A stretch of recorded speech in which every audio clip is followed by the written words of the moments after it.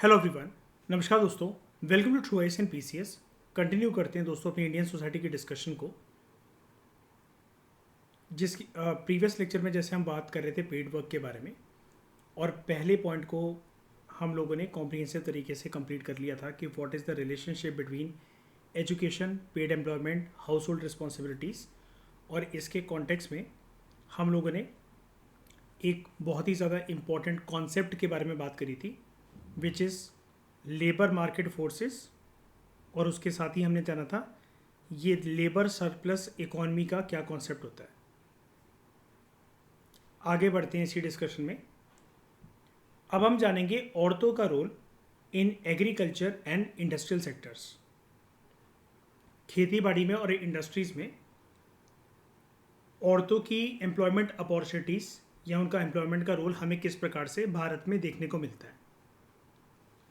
देखो, इस बात को डिनाई नहीं करा जा सकता कि जो विमेन वर्कर्स हैं भारत की इकोनॉमी में, उनका जो डिस्ट्रीब्यूशन है डिफरेंट सेक्टर्स के अंदर काम करने का, कि अलग अलग कौन कौन से सेक्टर्स के अंदर औरतें काम कर रही हैं, विमेन वर्कर्स काम कर रही हैं। इकोनॉमी में कौन से मेन सेक्टर्स होते हैं, कोई मुझे बता सकता है आप में से?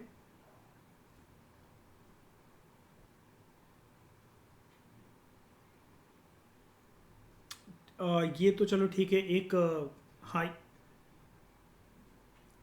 हाँ, प्राइमरी सेकेंडरी टर्शरी, मतलब जो आप ऑर्गेनाइज अनऑर्गेनाइज कह रहे हो वो भी एक क्लासिफिकेशन होती है। लेकिन अगर हम देखें एम्प्लॉयमेंट स्टेटस के बेसिस पर, तो 3 प्रकार के सेक्टर्स होते हैं ना। एक होता है प्राइमरी सेक्टर का मतलब क्या होता है दोस्तों? एग्रीकल्चर।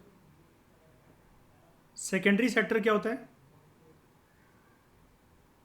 मैन्युफैक्चरिंग, यानी कि फैक्ट्रीज एंड इंडस्ट्रीज। और टर्शरी सेक्टर क्या होता है? Service sector. तो जो असमानताएं हैं वो हमें देखने को मिलती हैं इन विमेन वर्कर्स, उनकी डिफरेंट सेक्टर्स के अंदर जो उनका रोल होता है, जो उनकी भूमिका होती है उस चीज़ के अंदर। और हर एक सेक्टर के अंदर मान लो कि अगर औरतें एम्प्लॉयड हैं भी, एग्रीकल्चर सेक्टर के अंदर वो काम कर रही हैं, फैक्ट्रीज इंडस्ट्रीज़ के अंदर अगर वो काम कर रही हैं, टर्शरी सेक्टर सर्विस सेक्टर के अंदर अगर वो काम कर रही हैं, तो वहाँ पर हमें उनके काम को देखते हुए एक चीज़, एक फिनोमेना देखने को मिलता है, which is job hierarchy. Job hierarchy का ये मतलब है कि एक पर्टिकुलर सेक्टर के अंदर जो भी औरतें जॉब कर रही हैं उसमें टॉप पोजीशन पर कौन कौन है? क्या कोई मर्द है बॉस या औरत है बॉसेस? और जो लोअर पोजीशंस पर जो कर्मचारी जो काम कर रहे हैं वहाँ पर कितनी औरतें हैं और कितने मर्द हैं? अच्छा, इन 3 सेक्टर की अगर हम मुख्य रूप से बात करें, ज़्यादातर औरतें आपको कौन से सेक्टर में देखने को मिलती हैं, प्राइमरी, सेकेंडरी की टर्शरी, भारत के अंदर? Primary sector. ठीक है। तो हमें इनइक्वालिटीज़ देखने को मिलती हैं इन द जॉब हायरार्कीज़, कि ज़्यादातर जो औरतें होती हैं अगर वो डिफरेंट सेक्टर्स के अंदर काम कर रही है, मान लो किसी फैक्ट्रीज या इंडस्ट्रीज के अंदर काम कर रही है, तो उनकी पोजीशन जो होगी वो लोअर पोजीशन होगी। टॉप पोजीशन पर बहुत गिनी चुनी औरतें पहुंच पाती हैं, तो उनका जो परसेंटेज है टॉप पोजीशन पर पहुंचने का एज़ कम्पेयर टू मैन, वो काफ़ी कम है। इसके अलावा हमें मर्द और औरतों के बीच में डिफरेंसेस और इनइक्वालिटीज़ देखने को मिलती हैं। जनरली वो इनइक्वालिटीज़ हावी होती हैं औरतों की ज़िंदगी में विद रिस्पेक्ट टू वेजेस, कि उनको सेम लेवल की सैलरी नहीं मिलती अगर वो सेम टाइप की जॉब कर रही हैं, सेम पोजीशन पर अगर वो हैं मर्दों के मुकाबले। और उनका जो अर्निंग पोटेंशियल है वो भी मर्दों के मुकाबले अलग अलग सेक्टर में उतना नहीं होता है।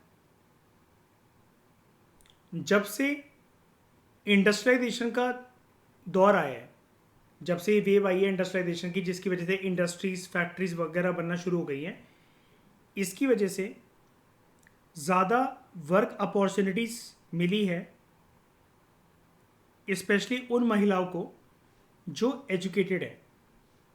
अब ये वाली जो चीज़ है कि एम्प्लॉयमेंट अपॉर्चुनिटीज़ इंडस्ट्रियलाइजेशन की वजह से एजुकेटेड महिलाओं को मिली है, भले ही वो smaller section of educated women के साथ हुआ है, लेकिन ये फिनोमेना चल पड़ा है। लेकिन यहाँ पर कीवर्ड है एजुकेटेड विमेन को ही ये वर्क अपॉर्चुनिटीज मिली हैं इंडस्ट्रियलाइजेशन की वजह से। लेकिन एट द सेम टाइम क्या हुआ है, जो वर्क अपॉर्चुनिटीज है वो रिड्यूस भी हो गई हैं फॉर अनस्किल्ड विमेन, जो कि वर्क करती हैं अलग अलग सेक्टर्स में, अलग अलग काम करती हैं, like textile sector, jute industries etcetera. ज़्यादातर विमेन आपको भारत में काम करते हुए दिखेंगी इन plantations.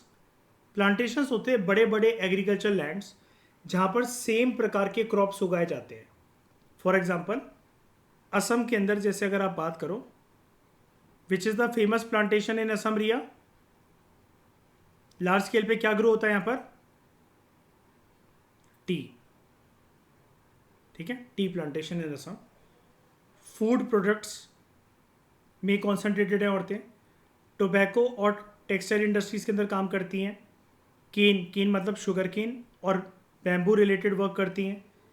Silk farm production, rearing, coir products, domestic services यानी कि दूसरों के घर जाके काम वगैरह करना एज अ हेल्पर। एजुकेशन और हेल्थ सर्विसेज में भी जैसे as a form of teachers या नर्सेज भी इनका योगदान है। अच्छा दोस्तों, यहाँ पर एक वर्ड आया है, ये कॉयर प्रोडक्ट्स। ये कॉयर क्या होता है?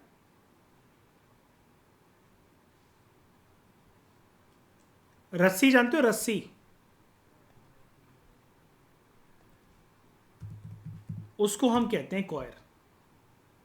और जो एसोसिएटेड होती हैं, जैसे नारियल की जो छाल होती है उसको अलग अलग करके, जैसे ये नारियल की छाल होती है, हमने पहले भी अपने फाउंडेशन कोर्स की क्लासेस में बहुत सारे सब्जेक्ट्स के अंदर इसकी बात कर रखी है।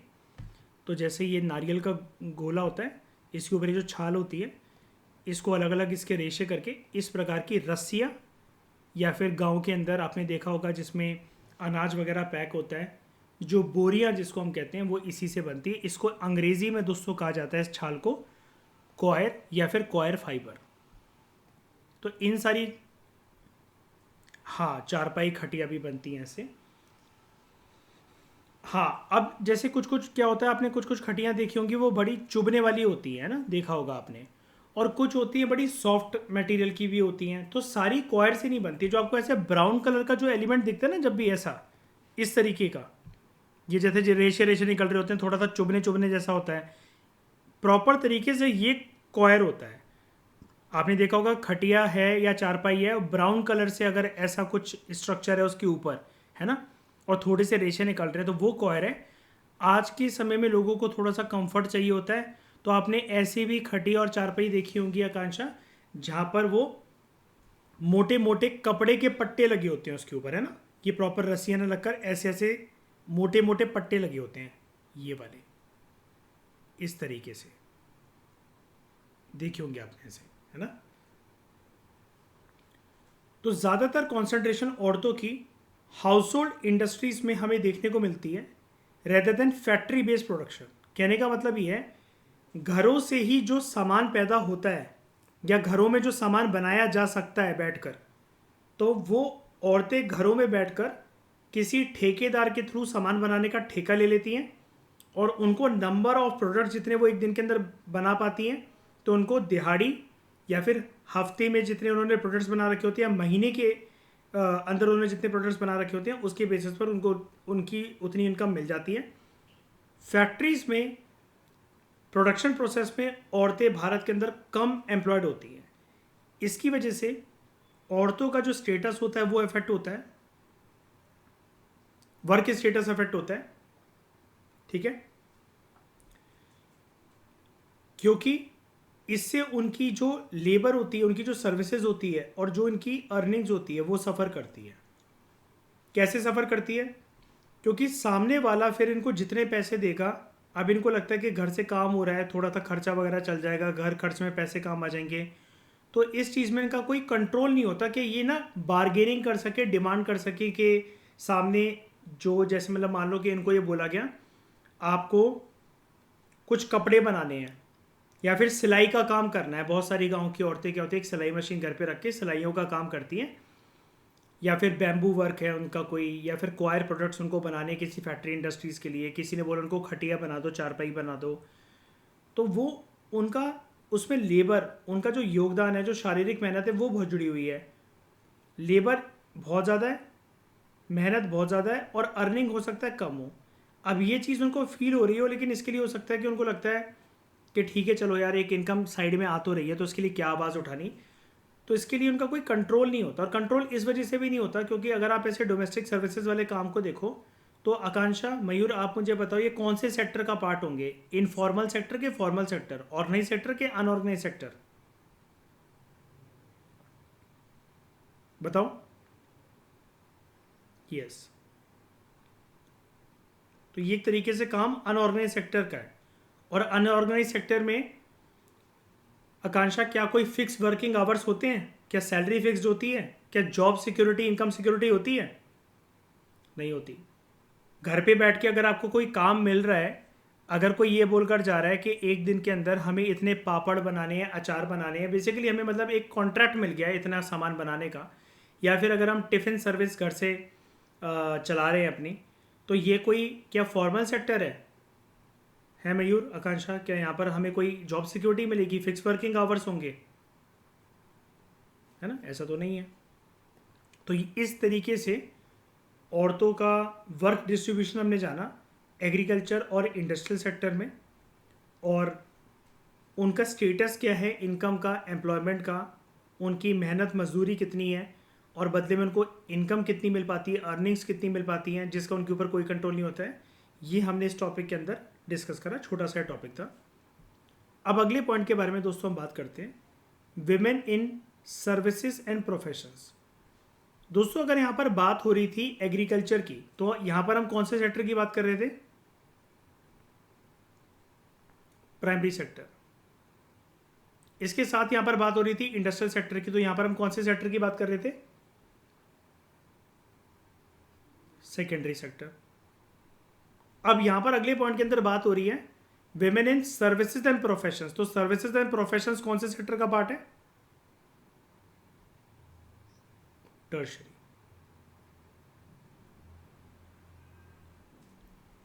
क्या आप मुझे आकांक्षा कुछ सर्विस सेक्टर्स के सर्विस सेक्टर्स के अंदर अलग अलग सर्विसेज के नाम बता सकते हो जहाँ पर औरतें काम करती हैं हमारे देश के अंदर? टर्शरी सेक्टर के अंदर वो पार्ट है जहाँ पर वो अलग अलग सर्विसेज प्रोवाइड करती हैं, उनको उसके बेसिस पर उनकी इनकम मिलती है, उनके पास जॉब है।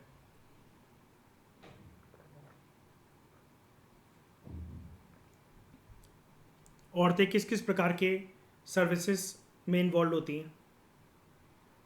बैंकिंग, हेल्थ केयर के जैसे नर्स का काम हो गया, है ना, और डॉक्टर है, नर्सेज हैं, लॉयर हैं, टीचर्स सबसे ज़्यादा, है ना, या फिर डोमेस्टिक हेल्पर्स। नहीं, मतलब मैं एक तरीके से सर्विस प्रोवाइडर कर रहा हूँ। हाँ, अगर मैं, हाँ ठीक है, आपकी बात भी ठीक है, अगर मैं एक तरीके से टर्शरी सेक्टर की हम बात कर रहे थे, हमें उसी पे स्टिक रहना चाहिए था, लेकिन मैं सर्विसेज की बात कर रहा हूँ जहाँ पर वो कोई गुड नहीं बना रही है, कोई प्रोडक्ट नहीं बना रही है, सर्विसेज की मतलब वो सर्विस प्रोवाइड कर रही हैं। तो यहाँ पर अलग जो औरतें हैं वो अलग अलग प्रकार की सर्विसेज के अंदर एम्प्लॉयड है। अच्छा, क्या सर्विस सेक्टर के अंदर, टर्शरी सेक्टर के अंदर भी आकांक्षा हम ये वाली बात कर सकते हैं कि टॉप पोजीशन और लोअर पोजीशन औरतों की डिटरमाइन होती है? ज़्यादातर औरतें अगर टर्शरी सेक्टर का भी पार्ट है तो वो सर्विस प्रोवाइडर्स के तौर पर किसी जगह पर टॉप पोजीशन ऑक्यूपाई करती हैं कि लोअर पोजीशन ऑक्यूपाई करती हैं?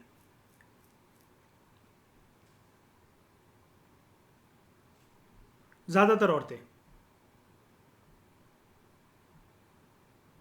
लोअर पोजीशन, है ना। तो as far as women are concern in service sector and in various professions, तो यहाँ पर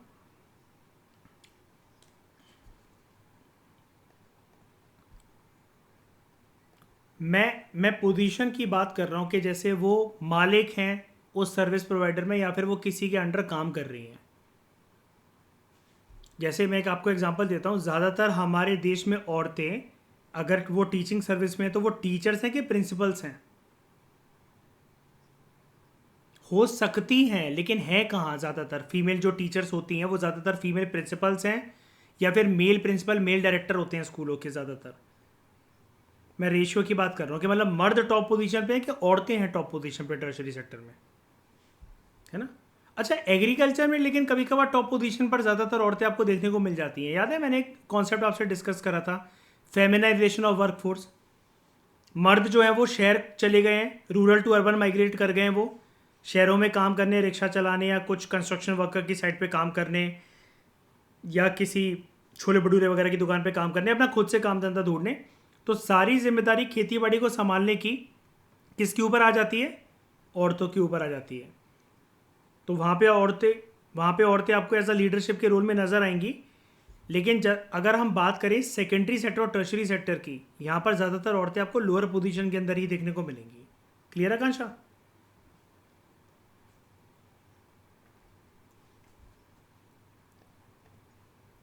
हाँ हाँ। देखो यहाँ पर हम ना मतलब टाइटल की बात नहीं कर रहे हैं कि प्रॉपर्टी राइट किसके पास है या फिर जो ज़मीन है वो किसके नाम पर है, लेकिन सब कुछ जो एक तरीके से हम इसको इस एस्पेक्ट से देख रहे हैं कि कर्ता धर्ता कौन है उनकी गैर मौजूदगी में।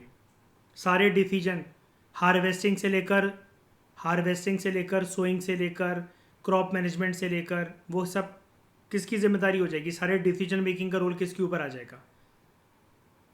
है ना, फीमेल्स के ऊपर आ जाएगा। तो as far as women are concern in service and professions, तो they are concentrated in certain types of soft skill jobs. तो वो ज़्यादातर औरतें किस प्रकार की जॉब करती हैं? सॉफ्ट स्किल जॉब्स करती हैं। कैसी कैसी? वो टीचर्स हैं, नर्सेस हैं, टाइपिस्ट हैं, स्टेनोग्राफर्स हैं, और गिनी चुनी औरतें, ऐसा नहीं कि बिल्कुल भी हायर पोजीशन पे नहीं है, लेकिन बहुत ही कम औरतें आपको देखने को मिलेंगी हायर पोजीशंस में, like in administration, business and technical jobs. तो despite the impressive increase in number of educated women in urban areas, यानी कि पढ़ी लिखी औरतों की संख्या शहरों के अंदर आपको देखने को मिल रही है कि शहरों के अंदर अब जो औरतें हैं, जो लेडीज़ हैं, जो फीमेल का जो ग्रुप है, उसमें से बहुत सारी औरतें अपनी शिक्षा को बढ़ाती चली जा रही हैं, डिग्रियां प्राप्त करती चली जा रही हैं। एजुकेटेड वुमेन का, एजुकेटेड फीमेल्स का, एजुकेटेड लेडीज़ का उनके ऊपर टैग लगता चला जा रहा है। लेकिन फिर भी टर्शरी सेक्टर के अंदर अगर हम बात करें सर्विसेज की और प्रोफेशंस की, जो गैप है मर्द और औरतों के बीच में, चाहे भले ही आप शहरों की बात करो ज़्यादातर, क्योंकि टर्शरी सेक्टर के अंतर्गत जो प्रोफेशंस एंड सर्विसेज होते हैं वो शहरों में कॉन्सेंट्रेटेड होते हैं ज़्यादातर। ये गैप जो है ये फिर भी अभी तक बहुत बड़ा है, बहुत वाइड है। आवश्यकता है हमें इस गैप को ब्रिज करने की, इस गैप को कम करने की। तो इसके पीछे कारण बताए जाते हैं टू वेरियस फैक्टर्स, लाइक क्यों होता है ऐसा कि एजुकेटेड विमेन की संख्या बढ़ रही है लेकिन फिर भी मर्द और औरतों के बीच में गैप है with respect to their role in tertiary sector in services and professions. ज़्यादातर आपको टॉप नॉच पोजीशंस पर मर्द ही देखने को मिलेंगे।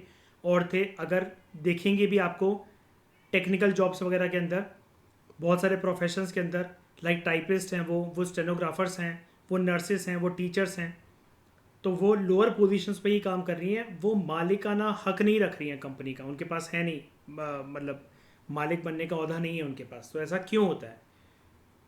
क्योंकि लड़कियों को जनरली इसी तरीके से बड़ा करा गया हमारे समाज के अंदर कि उनको ये बताया जाता है कि तुम्हें घर के काम काज संभालने चाहिए। कम इन्वेस्टमेंट करी जाती है लड़कियों के ऊपर इन vocational and technical training jobs वगैरह के ऊपर, और उनको फ्यूचर ओरिएंटेड गाइड करना कि तुम कल को पढ़ाई के बाद इस प्रकार की जॉब करो, या फिर अगर वो जॉब कर रही होती है तो टेक्निकल काम उनको सिखाना, या फिर उनको ऐसा फैमिली इनकरेज करे कि तुम ह्यूमैनिटीज़ या आर्ट्स की स्ट्रीम ना लेकर साइंसेस की स्ट्रीम लो, अगर को डॉक्टर, इंजीनियर, चार्टेड अकाउंटेंट्स इस तरह की जॉब करना। इस प्रकार की जो ट्रेनिंग होती है, इस प्रकार की जो जागरूकता होती है, वो हमारे देश में औरतों को कम दी जाती है। मेल स्टीरियोटाइप्स, मर्दों की जो सोच है और जिस प्रकार से जो डिस्क्रिमिनेशन का जो पैटर्न चलता है वो भी डिटरमाइन करते हैं, वो भी डिटरमाइन करता है एक एटीट्यूड, एक चीज़ को जिसको हम कहते हैं एटीट्यूड टू वर्क। और लड़कियों से या लड़कियों की एजुकेशन से एक अलग तरीके की एक्सपेक्टेशन होती है, जिसको ऐसा देखा जाता है कि हाँ लड़कियों को हम पढ़वा रहे हैं। हमारे समाज के अंदर काफ़ी लोग ऐसा सोचते हैं कि वो अपनी बेटियों को पढ़वा रहे हैं, लेकिन इनको पढ़वाना यानी कि इनके ऊपर इन्वेस्टमेंट करना, लेकिन it is not a return on investment. वो फ्यूचर में हमारे काम नहीं आने वाली है, क्योंकि वो तो पराए घर की स्त्री हैं। रियली इसको ऐसा देखा जाता है कि हम औरतों के ऊपर जेन्युइनली ऐसे इन्वेस्ट कर रहे हैं कि this will serve as investment, this will serve as return on investment, कि अगर आज हम इनकी शिक्षा के ऊपर खर्च कर रहे हैं तो ये बुढ़ापे में हमारे काम आएंगी। वो एक्सपेक्टेशन बेटों से रखी जाती है, चाहे बेटा भले ही बुढ़ापे में वृद्धाश्रम छोड़ा है माँ बाप को। हायर कॉन्सेंट्रेशन लड़कियों की हमें देखने को मिलती है। अगर हम स्ट्रीम्स की बात करें, डिसिप्लिन्स की, सब्जेक्ट्स की बात करें, तो ज़्यादातर लड़कियां जिनको पढ़ाई की अनुमति मिलती है घर परिवार वालों से, उन्होंने या तो ह्यूमैनिटीज़ ले रखी होती है, सोशल साइंसेस की स्ट्रीम ले रखी होती है। रेयरली वो आपको साइंस स्ट्रीम्स, कॉमर्स स्ट्रीम्स या फिर वोकेशनल एंड टेक्निकल कोर्सेज के अंदर नज़र आएंगी in their graduation and post graduation level. And there is less physical mobility among women after marriage. Less physical mobility का मतलब क्या? मोबिलिटी का मतलब होता है मूवमेंट, और लेस फिजिकल मोबिलिटी का मतलब क्या है? अगर किसी औरत को ये बोला गया, लड़की को ये बोला गया कि बेटा तुम शादी के बाद पढ़ लेना, शादी के बाद इस एग्ज़ाम की तैयारी कर लेना, वो पॉसिबल नहीं होता, क्योंकि फिर लड़की को सारे डिसीजन अपने हस्बैंड के इर्द गिर्द, अपने ससुराल वालों के इर्द गिर्द लेने पड़ जाते हैं। हमारे समाज के अंदर बहुत करोड़ों में से किसी को एक ऐसी अंडरस्टैंडिंग फैमिली, एक लड़की की बात कर रहे हैं हम लोग यहाँ पर, करोड़ों में से एक लड़की को एक ऐसी अंडरस्टैंडिंग फैमिली है, एक ऐसा पार्टनर, एक ऐसा स्पाउस अंडरस्टैंडिंग नेचर का मिल सकता है जो कि उसको सपोर्ट करे और वो अपने चीज़ों को दरकिनार कर कर अपनी वाइफ को आगे बढ़ाए, या एक भाई अपनी बहन को आगे बढ़ाए, या फिर एक पिता अपनी बेटी को आगे बढ़ाए। लेकिन स्पेशली आफ्टर मैरिज जो लड़की के मायके वाले होते हैं, उसके पिताजी, उसके भाई, उसके घर वाले, वो हर डिसीजन मेकिंग से अपना रोल जो है वो पीछे खिसका लेते हैं कि अब सारे डिसीजन बेटा दामाद जी ने लेने हैं, तेरे सास ससुर ने लेने हैं, अब हम उनको डायरेक्टली नहीं बोल सकते, हम तो सिर्फ तेरे को समझा सकते हैं। और ससुराल में ऐसा माहौल होता है कि जहाँ पर लड़की के पास ऑप्शन नहीं होता फिजिकल मोबिलिटी का। फिजिकल मोबिलिटी का कहने का ये मतलब है, एक लड़की है, मान लो वो जम्मू एंड कश्मीर से है, और उसको ये लगता है कि कल को उसको Madhya Pradesh public service commission का एग्ज़ाम देना चाहिए, लेकिन अगर वो शादीशुदा है तो उसके घर पे कोई भी उसका इस चीज़ में सपोर्ट नहीं करने वाला कि कल को अगर तुम्हारा कोई सिलेक्शन हो भी गया तो तुम ये सोचो कि हमारा पूरा परिवार तुम्हारे लिए कि तुम एक अफसर बनने जा रही हो तो हम मध्य प्रदेश शिफ्ट कर जाएंगे। हम तो ऐसा नहीं करने वाले हैं। सारी चीज़ों में लड़कियों को ही कॉम्प्रोमाइज़ करना पड़ता है। फिर लड़की अगर बुलंद होके अपने करियर के लिए, अपने हक के लिए आवाज़ उठाती है, तब भी समाज उनको गलत बोलता है कि ये तो कलेशी बहू ले आए, ये तो घर में टिकने लायक ही नहीं है, ये तो लड़ाकू है बहुत ज़्यादा, ये तो डाइवोर्स की धमकियाँ देती है मेरे बेटे को। तो मतलब हमारी सोसाइटी में मर्दों के पास एक अच्छा ऑप्शन क्या होता है, एक सेफ हेवन क्या होता है कि हेड्स भी उनका, टेल्स भी उनका।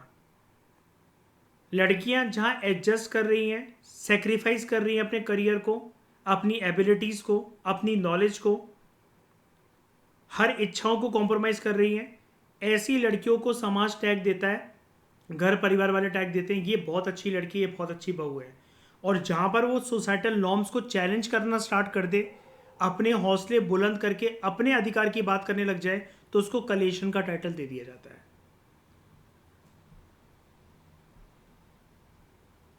तो विमेन इन लीडरशिप रोल, बड़ी सारी रिपोर्ट्स ये पॉइंट आउट करती हैं कि भारत के अंदर जो औरतें हैं वो लीडरशिप रोल के अंदर आपको बहुत ही ज़्यादा कम संख्या के अंदर नज़र आती हैं। फॉर एग्जांपल लीडरशिप रोल क्या होता है, जैसे बड़ी बड़े कॉर्पोरेट जायंट्स के अंदर बॉस होना, मैनेजिंग डायरेक्टर होना, कंपनी का सीईओ होना, चीफ एग्जीक्यूटिव ऑफिसर, या देश में अगर हम बात करें तो किसी कोर्ट के अंदर जज होना, सिविल सर्विस के अंदर top notch higher level positions पर देखना लाइक आईएएस आईपीएस, या पार्लियामेंट के अंदर या स्टेट लेजिस्लेचर के अंदर विधायक या सांसद के रोल में होना, एमएलए या एमपी होना। तो अगर एक एग्जांपल की हम बात करें, जो कि एक फैक्ट भी है, हमारे देश में जो हमारा नेशनल पार्लियामेंट है, लोकसभा राज्यसभा के अंदर, वहाँ पर आपको सिर्फ out of the total MPs 12% ही सिर्फ औरतें देखने को मिलती हैं। लेकिन अच्छी बात यह है कि औरतें जितना भी अभी हमारे भारत के अंदर लीडरशिप रोल में हैं, ये नंबर धीरे धीरे बढ़ रहा है, जो कि एक पॉजिटिव साइन को दर्शाता है। इसके अलावा जो बड़ी बड़ी कॉरपोरेट कंपनीज हैं, वो कुछ कंपनीज जो हैं they are headed by women. वहाँ पर सारे जो मेन डिसीजंस जो लिए जाते हैं वो औरतों के द्वारा लिए जाते हैं, और औरतें उन बड़े बड़े कॉरपोरेट कंपनीज के अंदर एक लीडरशिप रोल के अंदर नज़र आती है हमें। फॉर एग्जांपल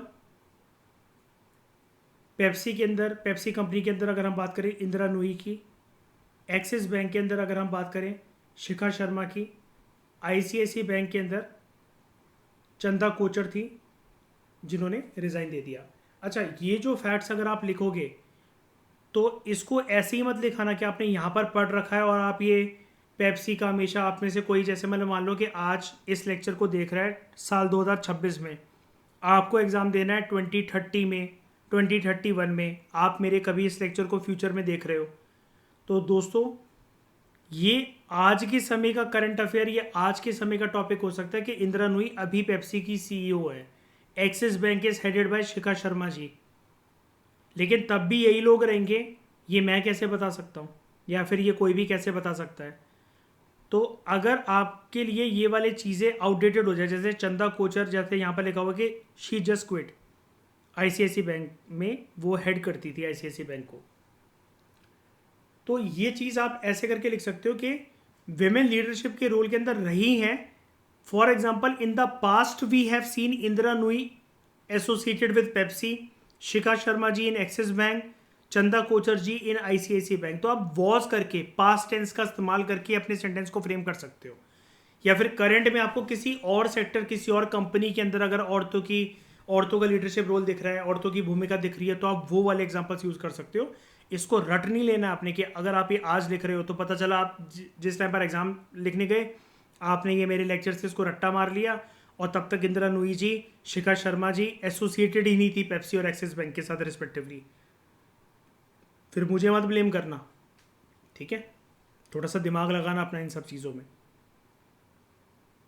तो बड़े सारे लोग ये भी आर्ग्यू करते हैं कि औरतें टॉप मोस्ट पोजीशन पर क्यों नहीं पहुंच पाती हैं।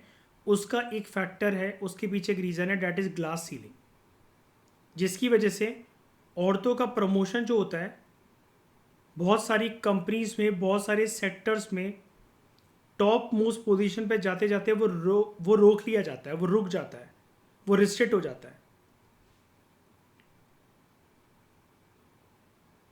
तो वो क्यों होता है रिस्ट्रिक्ट? इसके पीछे फैक्टर रिस्पॉन्सिबल है, डैट इज हमारे समाज के अंदर जो पेट्रियार्की है। अब पेट्रियार्की ये वाली पता है कैसे है, ग्लास सीलिंग के साथ कैसे काम करती है, मैं आपको बताता हूँ। बहुत सारे लोगों को ना देखो जैसे क्या होता है समाज के अंदर, अगर मेल्स के थ्रू औरतों के खिलाफ कुछ एट्रोसिटीज होती रहे, अत्याचार होते रहे, कुछ डिस्क्रिमिनेशन होते रहे,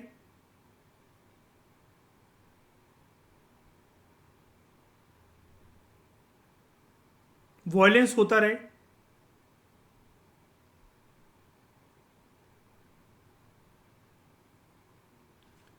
तो जो बाकी जो मर्दों का जो समाज होता है, जो मर्द मतलब ये अत्याचार कर रहे हैं, भेदभाव कर रहे हैं, वायलेंस कर रहे हैं औरतों के खिलाफ, तो बाकी जो मर्द एज अ ऑब्जर्वर होते हैं वो इस चीज़ को डाइजेस्ट कर जाते हैं कि ठीक है यार, समाज ही ऐसा है, क्या करें, औरत ने कुछ करा होगा, उसकी कोई गलती होगी तो उसके पति ने उसको मार दिया होगा, या फिर इस वजह से उसको डाइवोर्स दिया गया।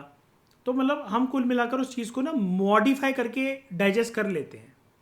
लेकिन वहीं पर अगर हल्की सी लिबर्टी और फ्रीडम औरतों के लिए अगर बनी हो कानूनी व्यवस्था के तहत, हम औरतों को हल्की सी फ्रीडम, इक्वालिटी राइट्स देने की बात करें और इन सब चीज़ों को प्रमोट करने के लिए अगर हम एक कानूनी व्यवस्था बनाएं, उनके लिए लॉज लेकर आए, जैसे दिल्ली मेट्रो में महिलाओं के लिए पहला कोच जो होता है ट्रेन का वो आरक्षित होता है, उसमें सिर्फ महिलाएं ही ट्रैवल कर सकती हैं। या फिर पॉस्को एक्ट, जहां पर अगर आप एक महिला को आंख से इशारा भी कर दो तो हो सकता है कि आपको 6 महीने की जेल हो जाए। फिर जब इस प्रकार के कानून जब औरतों के लिए आते हैं तो मर्द समाज को बहुत बुरा लगता है कि यार औरतों को तो देखो कितने सारे राइट्स हैं, कितनी सारी लिबर्टीज़ हैं, ये तो कुछ भी कर दें तो इनका तो कुछ नहीं होने जाने वाला, ये तो स्कूटी चलाती हुई पापा की परियां हैं तो किसी को भी उड़ा देंगी कलेश करके, फिर उसके बाद मर्दों को इकट्ठा कर लेंगी, बाकी लोग जिसकी गलती होगी भी नहीं उसके ऊपर हाथ सेक के चले जाएंगे। तो जिन औरतों के पास लिबर्टी है, जो अपने हौसलों में बुलंद हैं, जो लेडीज में बोल्ड नेचर की नज़र आती हैं, तो समाज के मर्द उनसे नफरत करते हैं, फिर उनकी बुराइयां होती हैं, फिर उनकी चुगलियां होती हैं। ऐसा क्यों होता है? क्योंकि पेट्रियार्कल समाज ऐसा होता है कि बहुत सारे मर्दों में मेल ईगो इस लेवल का होता है कि औरतों को अगर हल्की सी लिबर्टी आज़ादी मिले उनसे ना डाइजेस्ट नहीं हो पाती वो वाली चीज़। पता है ऐसा क्यों होता है? इसके पीछे साइकोलॉजिकल फैक्टर रिस्पॉन्सिबल होता है जिसको हम कहते हैं मेल इनसिक्योरिटी। इसका एक एग्जांपल देता हूं मैं आपको रियलिस्टिक। एक कपल है, मर्द ब्रेड विनर है, उसकी बीवी हाउसवाइफ है। मर्द जब ऑफिस जा रहा है वो कितनी जगह मुंह मार रहा है, बेचारी उस हाउसवाइफ को बिल्कुल भनक भी नहीं है इस चीज़ की। और शाम को दरवाजे पे वो ऐसे आके खड़ा होता है जैसे वो भगवान श्री राम का अवतार हो, मर्यादा पुरुषोत्तम हो, कि भैया मैं तो बेबी तुम्हारे अलावा तो किसी को देखता तक नहीं हूं। और वो औरत कभी पीठ पीछे उसको कितना धोखे में रखा जा रहा है वो हो सकता है कि पूरी जिंदगी कभी पता ना लगा सके। और वहीं पर वो सेम मर्द जो कि पूरी जगह मुंह मार रहा है पूरे दिन, वही अगर अपनी औरत को 2 मिनट किसी गैर मर्द के साथ बात करता हुआ देख ले कि भाई वो सब्जी लेने गई थी, सब्जी के ठेले पे खड़ी हुई थी, वहां पर बगल के पड़ोस वाले एक अंकल मिल गए उसको और वो उससे बात कर रहे हैं, 10-15 मिनट हो गए थे बात करते हुए, वो जनरली पूछ रहे थे कि आप लोग यहाँ पर कब से रह रहे हो, आपके हस्बैंड क्या करते हैं, लेकिन वो मर्द बालकनी से देख रहा था तो घर आके उसको बोल रहा है तुम्हें गैर मर्दों से बात करने की क्या नीड है, बड़ा हंस हंस के उसको बात कर रही थी, क्यों मुंह उठा के उसको तुम नंबर दे आई। और फिर मर्दों की स्टोरी मेकिंग शुरू होती है, मुझे सब पता है, तुम्हारे गैर संबंध चल रहे, तुम इसको फोन करती हो उसको फोन करती हो, और अपना कैरेक्टर बिल्कुल साइड रख के एकदम पवित्र रूप की तरह वो दिखाने लग जाते हैं। अब हम यहाँ पर किसी एक को टारगेट नहीं बना रहे कि आप ये सोचो कि मैं एंटी मर्द बातें कर रहा हूं, लेकिन मैं आपको एक जनरल सिनेरियो बता रहा हूं हमारी सोसाइटी का कि पेट्रियार्की में ना दोगलापन कैसे खिला जाता है। कि वो एक ऐसा मर्द जो कि पूरे दिन मुंह मार रहा है लेकिन उसकी बीवी को नहीं पता, तो वो इस बेसिस पर उसको सुना पा रहा है कि तुमने आज तक मेरे बारे में क्या पकड़ लिया, लेकिन मैंने तो अपनी आंखों से देखा कि तुम मुझसे नंबर दे रही थी, तुम मुझसे बात कर रही थी, खिलखिला रही थी। तो वहां पर मेल को ना ये चीज है, अगर आप चाहे इसको रियलिटी मानो चाहे ना मानो, और बहुत सारे पढ़े लिखे मर्दों में भी ये वाली चीज है कि वो औरतों को, अपनी बेटियों को, बहनों को, बीवियों को, गर्लफ्रेंड को इसलिए आगे बढ़ता हुआ नहीं देख पाते हैं, उनके अंदर ना मेल इनसिक्योरिटी, मर्दों के अंदर इनसिक्योरिटी बहुत ज्यादा रहती है। इसलिए आप कभी भी देखोगे कि जो इनसिक्योर मर्द होते हैं ना, अगर उनके दिमाग में शक नाम का कीड़ा घुस जाए तो वो अपनी बहनों पर, बीवियों पर, बेटियों पर, गर्लफ्रेंड पर हाथ उठाने से चूकते नहीं है। फिर वो 100 बार सॉरी बोलते हैं, लेकिन उस रिलेशनशिप की एक साइकिल शुरू हो जाती है कि जहां औरत मर्दों के अत्याचार सहन करती रहती है और उसको मानसिक रूप से रिलेशनशिप नाम के एक पिंजड़े में कैद कर लिया जाता है। और जहां पर वो रिलेशनशिप किसी भी प्रकार का हो, वो टॉक्सिक पे टॉक्सिक होता चला जाता है, लेकिन वो फिर ऐसे मर्दों के चंगुल से बाहर नहीं निकल पाती क्योंकि उनको समझ में नहीं आता कि हम रास्ता क्या अपनाएं। और फिर समाज ये बोलकर उनको शांत करवाता है कि ये समाज की वास्तविकता है, क्योंकि तुम लड़की के शरीर में पैदा हुई हो इसलिए तुम इस फ्रेमवर्क को एक्सेप्ट करना सीख जाओ। अब ये एक तरीके से ग्लास, जो एक पिंजड़ा है वो बना लेता है, इसी को कहते हैं ग्लास सीलिंग। और ये ग्लास सीलिंग का सबसे बड़ा प्रमाण है पेट्रियार्की इन द सोसाइटी। और एक और चीज़ की वजह से होता है कि जो प्रेजेंट लीडरशिप है उसके अंदर आपको ज़्यादातर किसी भी आप टॉप नॉच लेवल पर, चाहे सरकारी कंपनी की आप बात कर लो, चाहे सरकार की बात कर लो, चाहे पार्लियामेंट की बात कर लो, चाहे विधानसभा की बात कर लो, या टॉप लेवल की कॉर्पोरेट कंपनीज की बात कर लो, ज़्यादातर आपको मर्द इसलिए वहां पर देखने को मिलते हैं क्योंकि कुछ मर्द ये चाहते हैं कि बाकी मर्दों का ही इंटरेस्ट प्रमोट हो, औरतें इस पोजीशन पर आकर हमें ना समझाएं कि हमें क्या करना है। क्योंकि विमेन को बहुत बार सोसाइटी के अंदर मर्द ना फिकल माइंडेडनेस की तरह सोचते हैं कि एक औरत, एक महिला ना फिकल माइंडेड पर्सनैलिटी होती है। फिकल माइंडेड मतलब इसमें इतनी समझदारी नहीं है, इसमें वो रवैया नहीं है, इसमें लीडरशिप की क्वालिटी नहीं है, इसके डिसीजन सारे बेकार होते हैं। जैसे मतलब मान लो कि आपको एक रियलिस्टिक एग्जांपल बताता हूँ कि एक मर्द, एक लड़का एक औरत को फिकल माइंडेडनेस का कैसे सोच सकता है कि अगर हम एक औरतों की छवि ये बना ले कि औरतों को स्कूटी चलाना नहीं आती, औरतें एक अच्छी कार ड्राइवर नहीं बन सकती, औरतें स्पोर्ट्स में अपना अच्छा योगदान नहीं दे सकती, औरतों के डिसीजंस जो होते हैं वो हमेशा बेकार होते हैं। अगर इस प्रकार की माइंडसेट अगर जो जहाँ पर डेवलप होती है, या इस प्रकार की सोच रखने वाले जो लोग होते हैं, हाँ कई लोग जैसे ये बोलते हैं कि औरतें गोल्ड डिगर होती हैं, तो ये एक क्या होता है कि हम जर्नलाइज एक टैग बना लेते हैं। इसको कहते हैं कि हम औरतों को फिकल माइंडेडनेस के हिसाब से सोचा जाता है कि विमेन जो हैं वो उनके नेचर का, उनकी मेंटेलिटी का कोई भरोसा नहीं है, उनको कुछ डिसीजन लेने नहीं आते हैं, और वो मर्दों जितना इंटेलिजेंटली और स्मार्टली सोच नहीं सकती हैं। ये धारणा बनी होती है एक समाज के अंदर। But it is very inspiring to see that बड़ी सारी जो विमेन है वो इस ग्लास सीलिंग के बैरियर को तोड़ रही हैं। क्योंकि बहुत बार ऐसा भी हो सकता है कि आपको कोई एक ऐसा इंसान मिले जो आपको हमेशा आगे बढ़ाए, सपोर्ट करे। कोई भी हो सकता है, वो आपका भाई हो सकता है, आपके फादर हो सकते हैं, आपका मेंटर हो सकता है, आपका लाइफ पार्टनर हो सकता है, आपका बॉयफ्रेंड हो सकता है। और ज़रूरी नहीं कि मेल ही अथॉरिटी हो, लेकिन एक लड़की को अगर सारे मेल्स क्रिटिसाइज कर रहे हैं तो उसको आगे बढ़ाने के लिए जितना एक मेल पुश कर सकता है, या एक मेल के पुश करने का असर जितना आ सकता है, उतना हो सकता है कि एक फीमेल के पुश करने से ना आए। क्योंकि साइकोलॉजी ये कहती है हमेशा अपोजिट जेंडर्स की बातें हमें ज़्यादा अच्छे से समझ में आती हैं, ऐसा साइकोलॉजी सब्जेक्ट का कहना है। तो ज़्यादातर फोकस जो है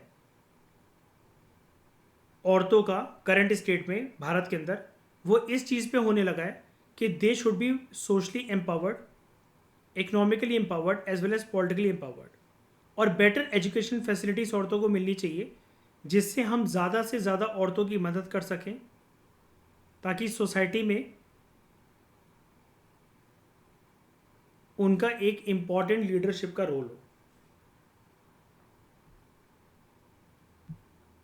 ठीक है, तो इस डिस्कशन में दोस्तों फिलहाल इतना ही। Thank you very much for discussion.